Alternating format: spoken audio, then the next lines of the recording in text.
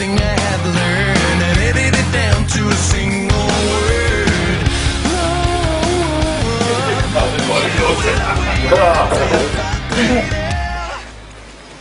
Moremetal.com and Pitcamp Productions, and right beside me Ville Valo from him. Hello there. In Berlin tonight. Ville, how are you at the moment?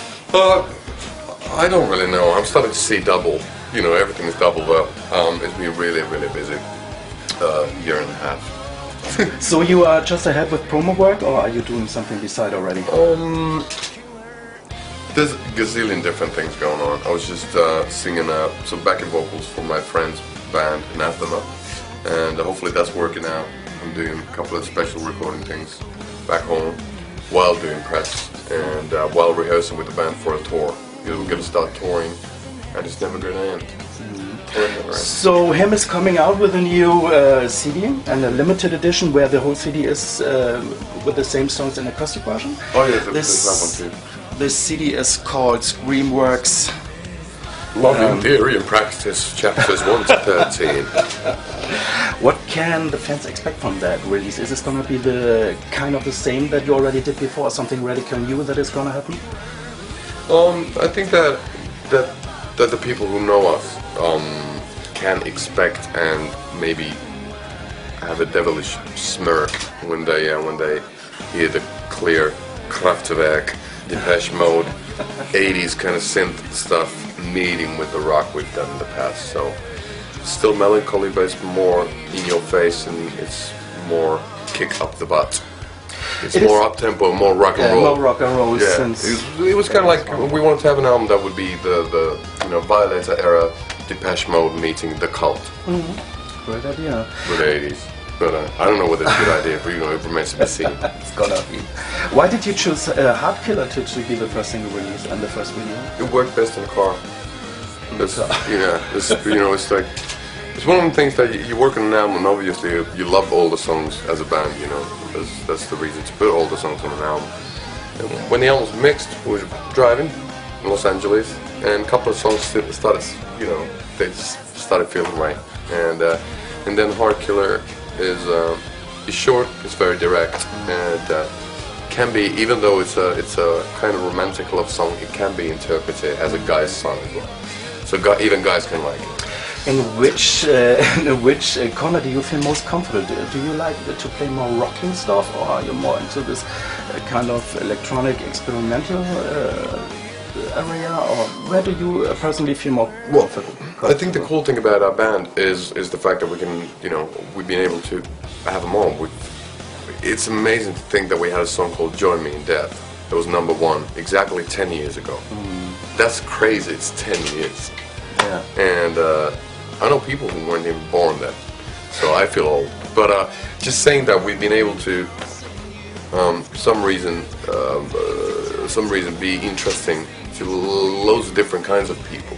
Not just metalheads, not just goth rockers, not just your average pop fan, but all sorts of people, and I think that's been amazing, because that's something you can't decide when you start a band. You can't decide, yeah, we're going to be very well known, or yeah, we're going to be really good. It takes time, and there's a lot of luck. It's like gambling in Las Vegas with blinders on. You never know what's going to happen. You started with some cover songs of Led Zeppelin and Black Sabbath, when I'm right. Are you still into that kind of music? Are you still putting on some CDs of Black Sabbath or Led Zeppelin? Well, I know Sabbath probably too well, but yeah, now it's going to be the 40th anniversary of the first Black Sabbath album next year, so maybe I'm going to get the cover tattooed or something like that. I do listen to some of that stuff, but then again, for example, from England, there's Electric Wizard. They released Witch Cult today. That is the best Black Sabbathian album released a couple of years. Cathedral, they're working on a new album. I can't wait what Lee comes up with. I think Orange Goblin in the studio too. There's a lot of good English bands continuing in the vein of Sabbath. And I was listening to Sabbath so much that at one point I knew every Bill Ward, Mistake, and Drum Fill by heart. So yeah, I grew up with that stuff, and they gave us the power, or not the power, but the belief that don't necessarily have to look super good, and you don't have to come from Los Angeles or London Yeah. to be successful. You Yeah, come right. from in the middle of nowhere and maybe work it out somewhere, Yeah. one way or the other. And it works. It can work. It can work. Let's jump back to Screenworks. Is there pressure onto bringing up another chart success? Do you, for yourself or from the record company or something, there's a bit pressure on coming up again with a big hit, or is this? Well, record companies are. I've never met a record company who would be in it for the art. Yeah. So they're in it for, their Yes. business and selling records. So obviously they're hoping for the best, and they do their best to ensure that the album has all the possibilities of succeeding. Obviously, for egotistical reasons, obviously it'd be great if the album would succeed. It'd be a great kick in our butts, because we've done a lot of albums, and some of the albums would be successful in America, some in the UK, some in Germany, some in Finland, and it'd be great to have that one push, that one really, really good album. But it's about timing, it's about so many things. We believe in the album, but it's not necessarily enough. So yeah, I'm not pissing on money. I'm writing songs from my heart, but it doesn't mean that I want to live like a filth pig. So it's so yeah, it'd be I got a roof on top of my head and I got bread on the table, so I'm happy when it comes to that. But yeah, obviously, we want to be as big as Kiss or whomever. Then I read another thing that you idolized Gene Simmons a bit. Is that true? Well, he was one of the reasons why I started playing bass. Bass was my first instrument, so I was a big Kiss fan. Ah, you did. So it was definitely Gene. I was big at one point. I was a big fan of Peter Criss. I wanted to be a drummer, so I took some lessons in drumming as well. And then, but I was a big fan of them. Iron Maiden when Live After Death came out. That was one of my all-time favorite albums. So Steve Harris was the bass player number one. Right. Couldn't see his fingers; they moved so fast. And then is it Frank from Anthrax and all that stuff. When Metallica were coming out with stuff, and when Slayer's Rain in Blood, it's crazy. We're just laughing about it with one of my friends that we're so old. So there is a bit of a metalhead inside you.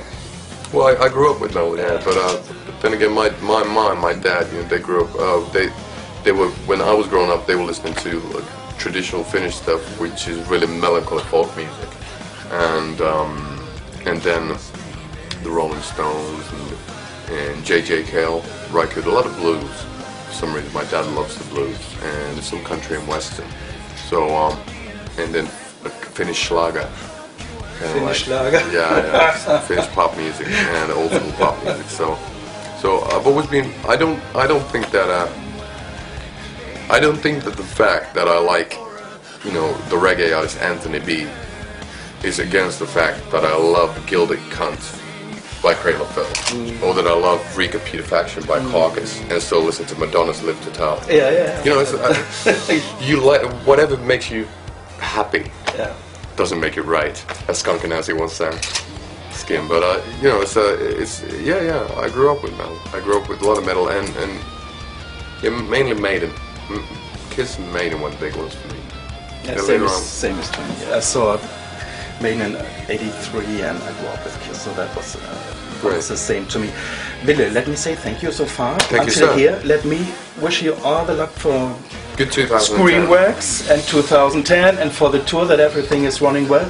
Probably you have a sentence left for the viewer of moremetal.com, what you want to tell them? Well, do exactly what you're doing at the moment, which is to enjoy this lovely scenery over here, and remember to grow your hair long as needed, and listen to as much metal as you can.